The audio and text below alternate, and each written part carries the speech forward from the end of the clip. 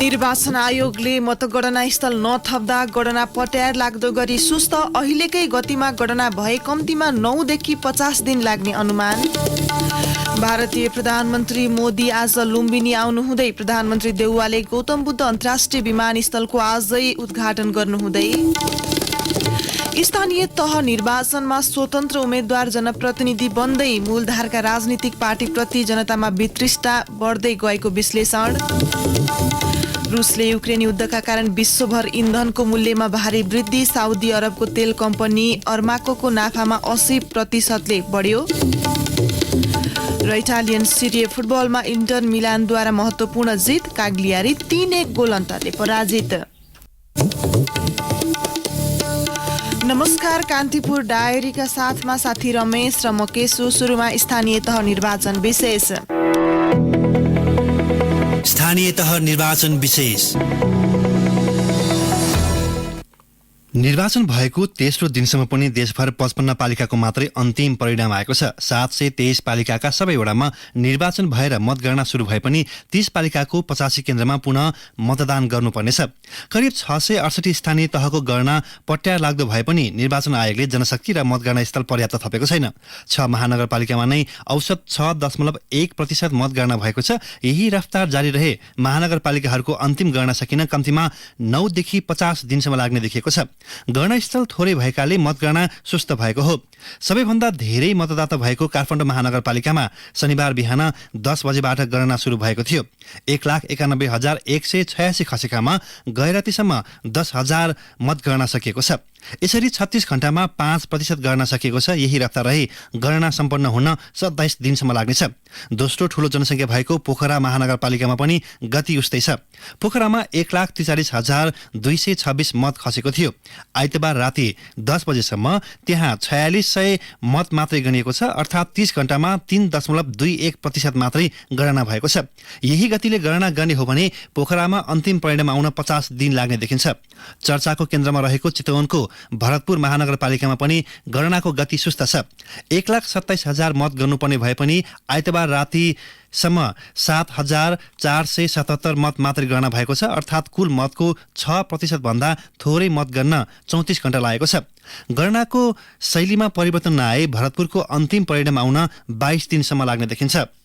93,236 मत खसेको वीरगञ्जमा गैरातीसम्म 5,642 मत अर्थात् 6% मात्र गणना भएको छ। गणनाको एक गति कायम रहे पुरै परिणाम आउन 18 दिनसम्म लाग्ने देखिन्छ। ललितपुर महानगरपालिकामा गणनाको गति सुस्त छ। खसेको 86,540 मतमध्ये आइतबार राति 10 बजेसम्ममा 3,000 अर्थात् कुल मतको 3.46% मात्रै गणना सकिएको छ। आयोगका पदाधिकारीले अनुगमन गरेर गणनास्थल थप गर्न निर्देशन दिँदा पनि सुधार नभएपछि आइतबार विज्ञप्ति जारी गरी स्थानको उपलब्धता अनुसार बढी मतगणना टोली राखेर गर्न निर्देशन दिएको छ। आयोगले मतदान स्थल थप गर्न निर्देशन दिए पनि निर्वाचन अधिकृतको कार्यालयले नमान्दा गणनामा ढिलाइ भएको जनाएको छ। मत परिणाम जति ढिला सार्वजनिक गर्यो त्यतिकै धेरै दिनको भत्ता पाउने भएपछि कर्मचारीले मतगणना स्थल थप गर्न नचाहने समस्या रहेको आयोगका एक पूर्व पदाधिकारीले बताएका छन्। स्थानीय तह निर्वाचनको मतगणना सुस्त हुँदा हरेक नेपालीको दैनिक गतिविधि मात्र प्रभावित भएको छैन, उद्योग व्यवसायमा समेत नियमित रूपमा काम सञ्चालन हुन सकेको छैन। मतगणना ढिलाइले समग्र आर्थिक गतिविधिमा असर परिरहेको विषयमा उद्योगी व्यवसायीले टीका टिप्पणी गर्न थालिसकेका छन्। उनीहरूले मतदान र गणनामा प्रविधि प्रयोग गर्न समेत सुझाइरहेका छन्। स्थानीय तहका जनप्रतिनिधि छान्न शुक्रबार मतदान भएर त्यही राति नै परिणाम आउन थालेपछि सम्पूर्ण नेपालीको ध्यान त्यसैमा केन्द्रित भएको छ। थोरै मतदाता भएका केही पालिकामा मतगणना सकिए पनि धेरै मत गर्नुपर्ने महानगरपालिका र उपमहानगरपालिकाको अन्तिम नतिजा थाहा पाउन कयौं दिन लाग्ने देखिएको छ। मतदानपछि आजसम्म लगातार सार्वजनिक बिदा भए पनि व्यापार व्यवसाय उद्योग धन्दा खुलिरहेका छन्, तर ती क्षेत्रमा काम गर्ने अधिकांशको ध्यान काममा भन्दा बढी चुनावी परिणाममै देखिन्छ। नेपाल उद्योग वाणिज्य महासंघका अध्यक्ष शेखर गोल्छाले यति बेला बहुसंख्यक नेपालीको ध्यान चुनावको नतिजामै रहेकाले नियमित काम प्रभावित भएको बताउनुभयो।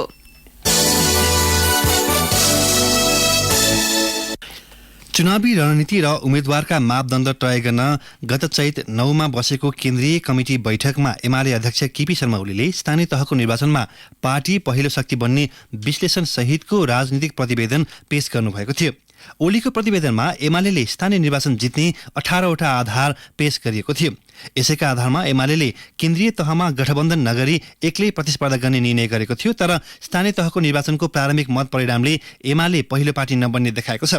2074को स्थानीय चुनावमा 294 पालिका जितेर पहिलो दल एमाले यसपटक दोस्रो शक्ति बन्ने देखिएको छ। एमाले जित्ने अपेक्षा गरेका काठमाडौँ, पोखरा, वीरगञ्ज महानगर र बुटोल, घोराही, धरान, इटहरी लगायत उपमहानगरको मतगणनामा गठबन्धनकै दलले अग्रता लिइरहेका छन्।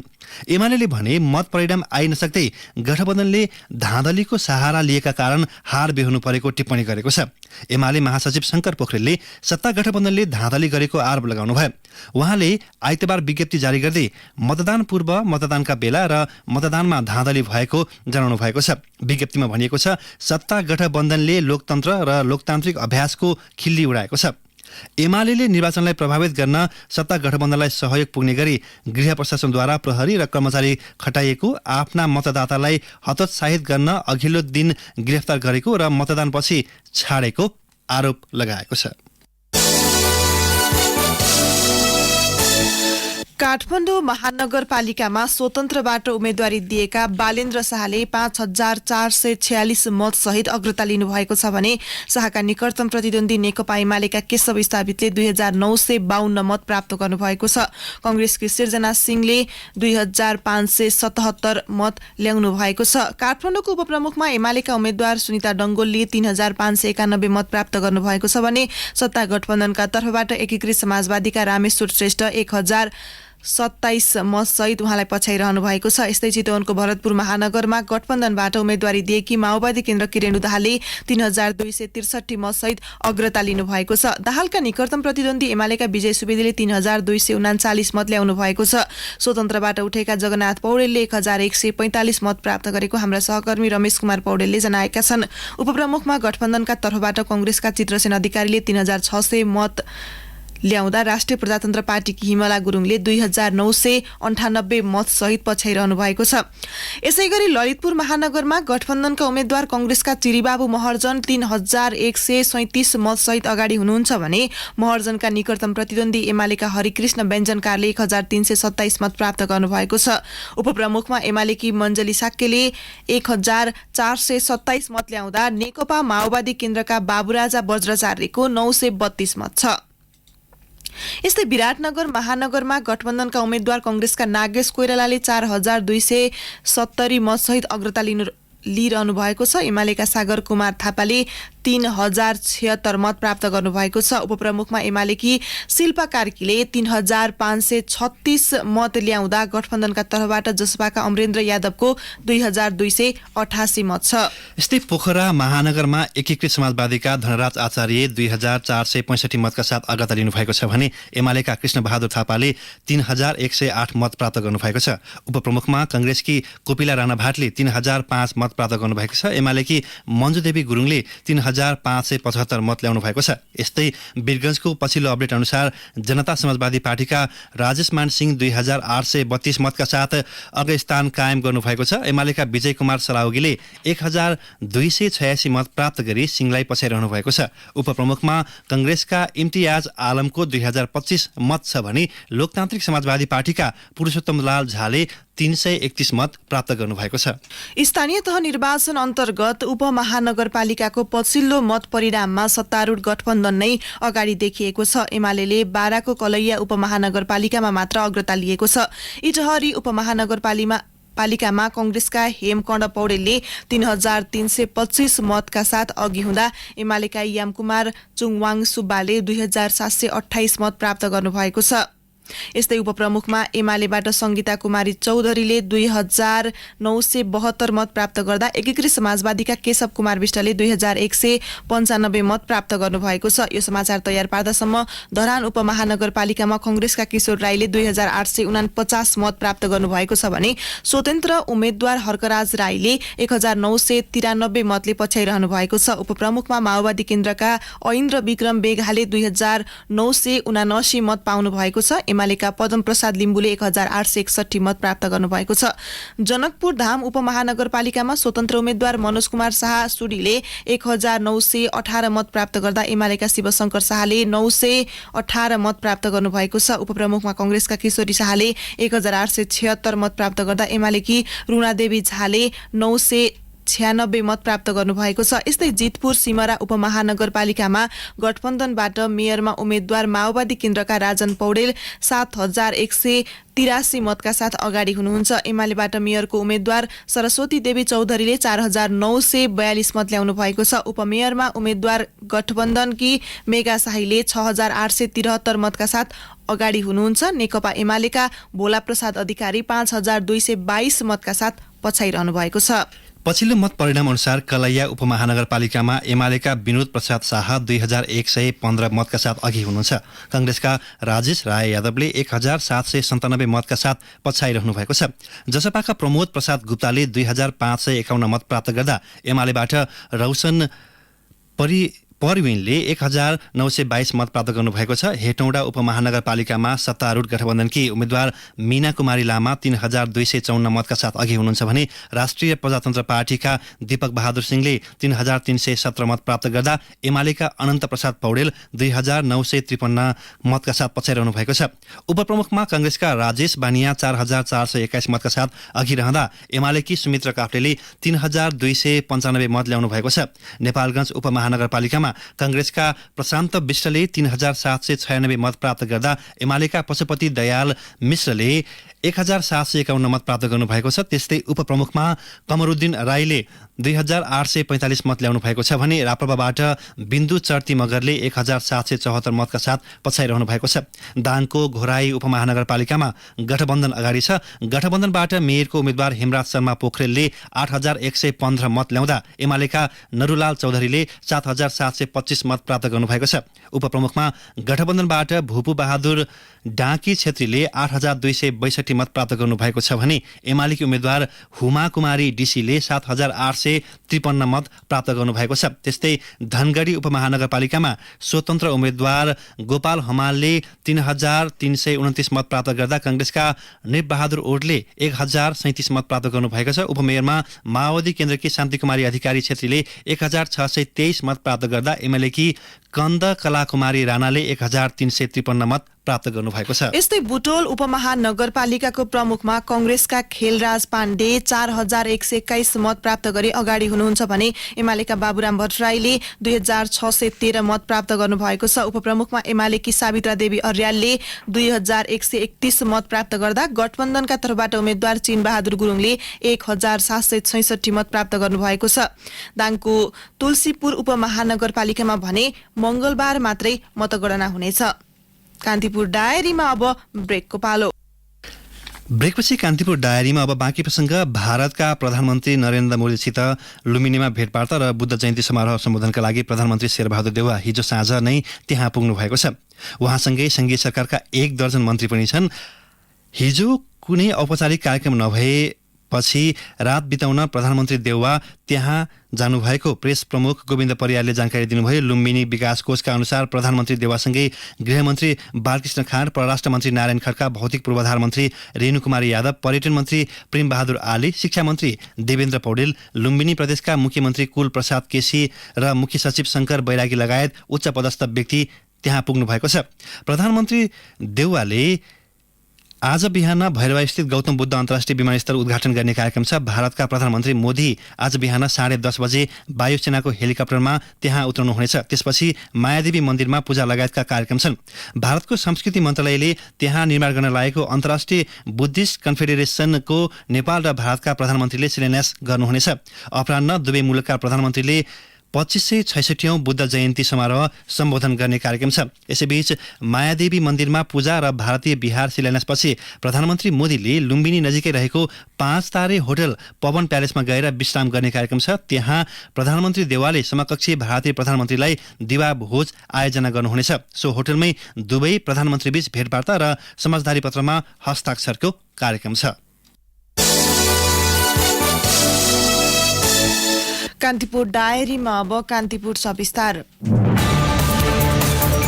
कान्तिपुर सविस्तार।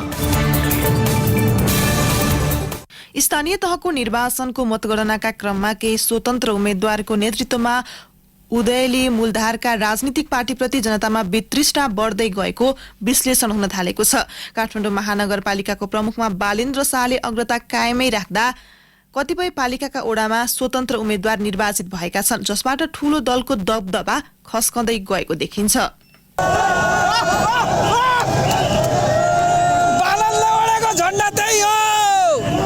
प्रदर्शनी मार्ग स्थित राष्ट्रिय सभागृहभित्र काठमाडौँ महानगरपालिकाको मतगणना चलिरहँदा मेयर पदका स्वतन्त्र उम्मेद्वार बालेन्द्र शाहका समर्थकले बाहिर चर्का नारा लगाइरहेका थिए। उम्मेदवारी दर्ताका समय तामझामका साथ गएका प्रमुख राजनीतिक पार्टीका समर्थक भने मतगणनाको प्रारम्भिक नतिजा सार्वजनिक भएसँगै मौन छन्। मतगणनामा सुरुबाटै अग्रता लिएका बालेन्द्रले सो लय जारी राख्दा मूलधारका उम्मेद्वारको विकल्पमा मतदाता रहेको संकेत देखिएको छ। काठमाडौँ सिनामंगलका एकजना मतदाता नितेश दाहाल, उसको भिजन चाहिँ अरूको भन्दा क्लियर लागेर दिएको मेन कुरा। उसको कुरा भन्दाखेरि एकदम टेक्निकली भनौँ न, अब उसले क्लियर भने 8 वर्ष त बाटो खन्न लाग्छ, उसलाई थाहा छ, उसले पढेको छ होइन। अब पानीहरूको कुरा हो, उसले भने अनुसार अब काठमाडौँमै पानी गरेर यो मेलम्चीको यत्रो वर्ष जुन झुलायो नि, सायद ऊ आएको भए चाँडो आउँथ्यो होला, किनभने उसलाई ग्राउन्ड रियालिटी थाहा छ। नेताहरू ढुङ्गा हानेर आयो, पढेर आयो, त्यही भएर दिएको। जनप्रतिनिधिहरूले चुनावमा सपना देखाउने र निर्वाचित भएपछि निराश मात्र हुनु परेको अवस्था परिवर्तन गर्ने काठमाडौँका युवाको मत छ। शाहले चुनावी प्रचारका क्रममा सरल विषयवस्तु उठाएको र त्यसलाई कार्यान्वयनका लागि दिएको तर्कप्रति प्रभावित भएर उनलाई मत दिएको सिनामंगलका मतदाता रोशन दास बताउँछन्। आजसम्म जति नेताहरू आएन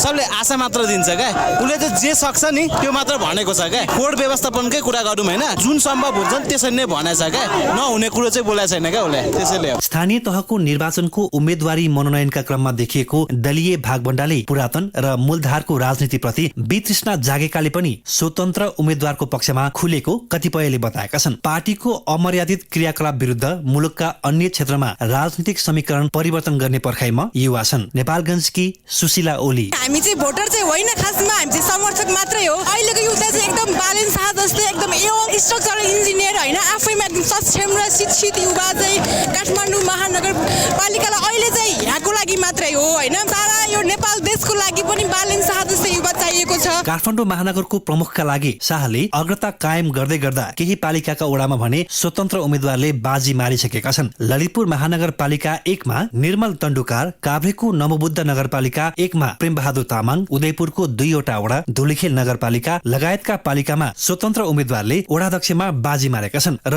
अन्य पालिकाका केही ओडामा समेत स्वतन्त्र उम्मेद्वार नेतृत्वमा आउने छाँटकाटमा छन्। स्वतन्त्र उम्मेद्वारको उदय हुने क्रम बढ्नाले वर्तमान राजनीतिक प्रणालीप्रति असन्तुष्टिको सुरुवात हुन थालेको विश्लेषकहरू बताउँछन्। डाक्टर इन्द्र अधिकारी, प्रणालीमा परिवर्तन आयो तर न प्रवृत्तिमा परिवर्तन आयो, न संस्कारमा आयो, न आचरणमा आयो, न त्यहाँ राजनीतिक मुख्य दलहरू धेरै नै जिम्मेवार जति देखिनुपर्छ देखिए, न त्यसमा कुनै अकाउन्टेबिलिटी देखियो, जसले गर्दाखेरि अहिले एक्जिस्टिङ ठुला पार्टीहरू जसप्रति हामीले अहिले पनि एक खालको सुधारको अपेक्षा राखिरहेछौँ, ती पार्टीहरूका यी हरेक यावत क्रियाकलापहरू प्रतिको चाहिँ असन्तुष्टि, एक खालको रोष र एक खालको परिवर्तन, अब चाहिँ परिवर्तन बाध्यकारी हुनुपर्छ भन्ने खालको एक्सपेक्टेसनको पनि यो परिणाम हो भन्ने लाग्छ मलाई। मुलुककै केन्द्र त्यसमाथि सत्ता गठबन्धनको साख र प्रमुख प्रतिपक्ष एमालेको विरासत दुवै दाउमा रहेको अवस्थामा स्वतन्त्र उम्मेद्वार शाहको अग्रताले मूलधारको राजनीतिक वृत्तमा असुरक्षाको तरङ्ग ल्याएको देखिन्छ। संविधान सभाको दोस्रो निर्वाचनमा एमालेबाट सांसदको टिकट नपाएपछि अशोक राई नेतृत्वको संघीय समाजवादी पार्टीबाट उम्मेद्वार बन्ने क्रममा पराजित भएपछि केशव स्थापितले भनेका थिए, मेरो एजेन्डा राम्रो भए पनि ठूलो पार्टीको उम्मेद्वार नभएकाले जनताले पत्याएनन्। अब समय फेरिएको छ, हरेक सुख र दुःख स्थायी हुँदैनन् भने जस्तै राजनीतिक लडाईको मारमा फस्न जनतालाई पुगिसक्यो। स्थानीय तहको निर्वाचनले राजनीतिक परिवर्तनका लागि एउटा बिगुल फुकेको छ। अब यसको स्वर कति लामो समयसम्म र कति परसम्म गुन्जिन्छ त्यो पर्खाइको विषय बनेको छ। रेडियो कान्तिपुरका लागि रमेश दुलाल। कान्तिपुर सविस्तार।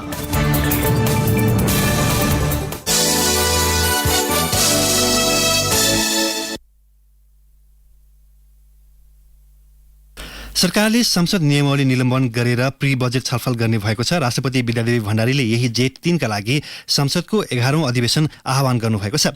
यसलाई बजेट अधिवेशन पनि भनिन्छ। संवैधानिक व्यवस्था अनुसार जेठ 15 मा अर्थमन्त्रीले आगामी वर्षका लागि संसदमा वार्षिक बजेट प्रस्तुत गर्नुपर्छ। तर समय नपुग्ने भएपछि नियमावली निलम्बन गरिने भएको हो।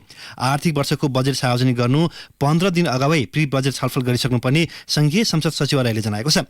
अधिवेशन सुरु भएकै दिन अर्थमन्त्री जनार्दन शर्माले बजेट सिद्धान्त र प्राथमिकता सम्बन्धी प्रस्ताव पेश गर्ने तयारी रहेको सचिवालयका सचिव गोपालनाथ योगीले बताउनुभयो। जेठ 4 र 5 मा प्री बजेटमाथि संसदमा छलफल हुने प्रस्ताव तयार गरिएको छ। त्यसपछि सरकारको आगामी आर्थिक वर्ष 2079-80 को नीति तथा कार्यक्रम जेठ 7 मा संसदमा सार्वजनिक गर्ने कार्ययोजना बनेको योगीको भनाइ छ।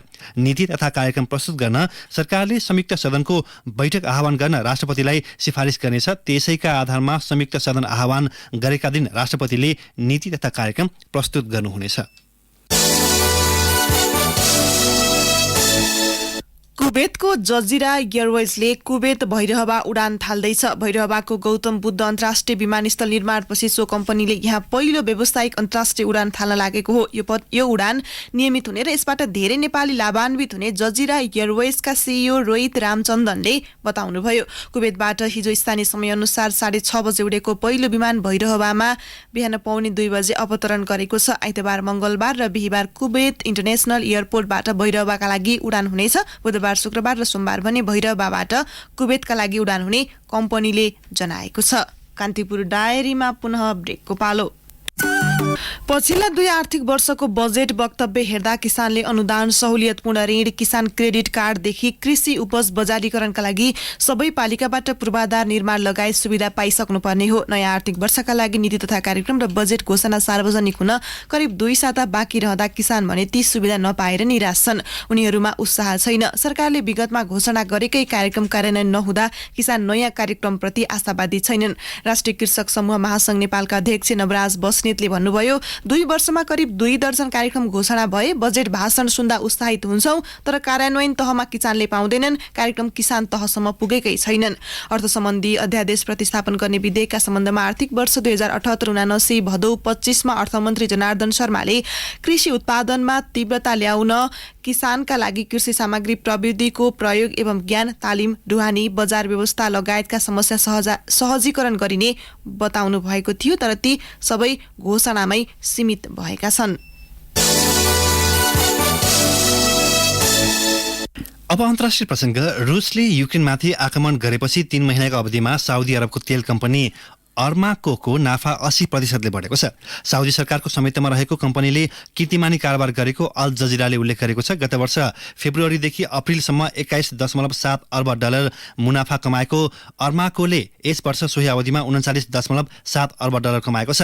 विश्वभर इन्धनको मूल्यमा वृद्धि हुँदा मुनाफा बढेको हो। त्यसैगरी बिक्री हुने तेलको इन्धन समेत बढेको छ।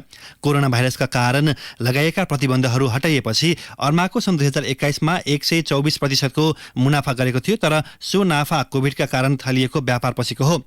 इन्धनको मूल्य गत मार्चमा 14 वर्षकै उच्च $139 प्रति ब्यारेल पुगेको हो। हाल कच्चा तेलको मूल्य प्रति ब्यारेल $111 पुगेको छ। अब खेल प्रसङ्ग। इटालियन सिरिए फुटबलमा इन्टर मिलानले महत्वपूर्ण जित निकालेको छ। काग्लियारीमाथि इन्टरले 3-1 गोल अन्तरको जित निकालेको हो। दोस्रो स्थानमा इन्टरले जितसँगै शीर्ष स्थानको मिलानसँगको दूरी 2 अङ्कमा सीमित गर्न सफल भएको छ। समान 37 खेल खेलेका 2 टोलीमध्ये शीर्ष स्थानको मिलानको 83 अङ्क छ भने दोस्रो स्थानको इन्टरको 81 अङ्क छ। इन्टरका लागि खेलमा लाउतारो मार्टिनेजले 2 गोल गरे भने मटेओ डार्मियाले 1 गोल गरेका हुन्। रेलिगेसन जोनको काग्लियारीले 1 गोल गर्दै खेलमा फर्किने प्रयास गरे पनि सफल हुन सकेन। अब मौसम सम्बन्धी जानकारी। मुलुकका पहाडी भूभागमा आंशिक बदली रही केही स्थानमा हल्का वर्षाको सम्भावना रहेको जल तथा मौसम विज्ञान विभागले जनाएको छ। केही बेर अघि 19 डिग्री सेल्सियस मापन गरिएको काठमाडौँ उपत्यकाको अधिकतम तापक्रम आज 29 डिग्री सेल्सियस पुग्ने महाशाखाको अनुमान छ। सूर्योदय बिहान 5:14 भयो भने सूर्यास्त भरे साँझ 6:46 हुनेछ। अवस्था यिनै प्रसङ्ग सहित कान्तिपुर डायरीको यो बुलेटिन अहिलेलाई यही सकिन्छ। साथी रमेश र म के सुविधा हुन्छौ। नमस्कार।